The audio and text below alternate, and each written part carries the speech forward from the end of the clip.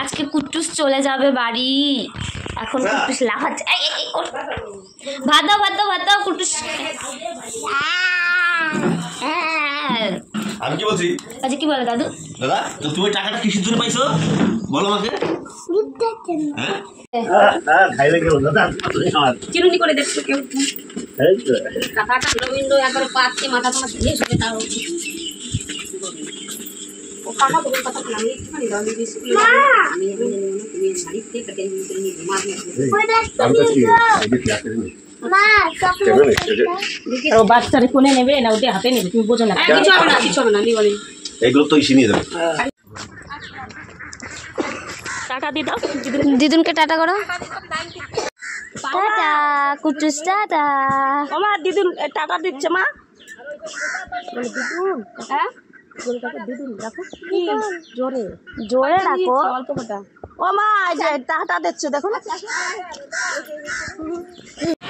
Tata Kutus বাবা আবার আসবা। হ্যাঁ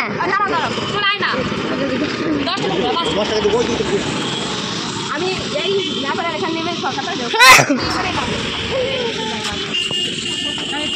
টাটা।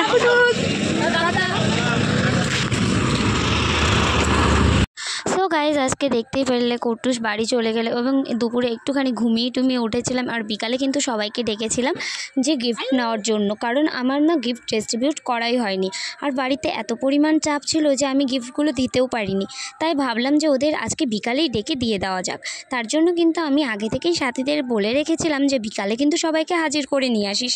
তো এক এক করে কিন্তু সবাইকে নিয়ে এসছে এবং কিছু বাচ্চা ছিল না তো তাদের গার্জেনরা নিয়ে গেছে এবং আরও কয়েকজন যারা পায়নি তাদেরকে পরে দেওয়া হয়েছিল, কারণ একবারে সব কিছু তো করা পসিবল না। আর আমি যেহেতু অ্যাঙ্কারিং করছিলাম তাই কিন্তু গিফট ডিস্ট্রিবিউট করাটা আমার পক্ষে পসিবল হচ্ছিল না। আমার একটু চাপই হয়ে যাচ্ছিল সব কিছু বিষয় নিয়ে, তার জন্য কিন্তু আমার দেওয়া হয়নি। তো তারপরে ওদেরকে এই জিনিসগুলো দিয়ে দিলাম। আর এমনি সবাইকে কলম কিসে দিচ্ছি সেটা তো বল নালে ওরা পাবে মোমবাতিতে থার্ড এইয়া আমরা মোমবাতি ধরে না চান্সি পেলাম না। যাও খাইবার দাও বড় খাইবার দাও বড় দেরা দিতে গোটা মোমবাতি দাদা রাখ ঠিক আছে খাইবার দিই না দেখো আর বলে কই খাইবার দাও এটা কইরে তারপর হচ্ছে একটা মানুষ অ্যাঙ্কারিং করে যে এটা খেলাবে ওটা খেলাবে তাহলে শুনতে দেখো বাসন্তী নামটা ভুলে গেছি বাসন্তী নামই লিখতে ভুলে গেছি দেখছি আর বাসন্তী কত হয়ে বসে থাকি দেউলি ভাস্করটা দি দে ভাস্করকে কলম দেওয়া হবে কারণ ওর এই ছোট বক্সগুলো নিয়ে তো আমি এটা পাইছি কলম দিব আরে টাকাতে দে উল্টা কাটে যা পিছন থেকে কেন জল দিলাও তো ভাস্কর মধু কোথায় কোথায় দাদু বাড়ি কবে আসবে আবার আর সবাইকে আর ওই সবাই নাচ করেছিল ওই জন্য কলম সঙ্গীত ওই সবাইকে একটা কলম দিয়ে দে যে নাচ করেছে। হ্যাঁ ইয়া একটা করে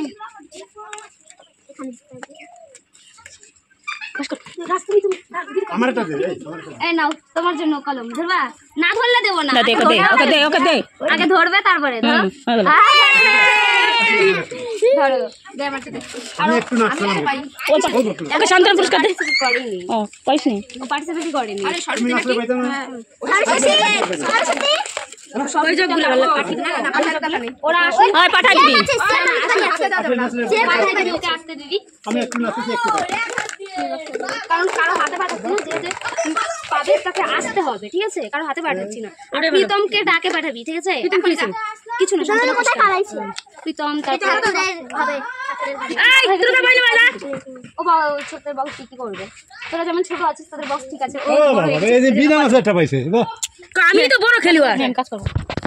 বিকাল হলেই ফাঁকা থাকলে একটুখানি ভাইয়ের সাথে ঘুরু করি।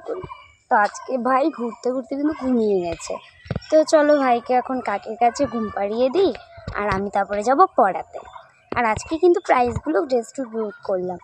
আর আমার গলা শুনে হয়তো বুঝতেই পারছো গলাটা কতটা বসে গেছে, এত মানে চান করা রাত জাগা সব মিলে নাজেহাল অবস্থা। চলো যাই।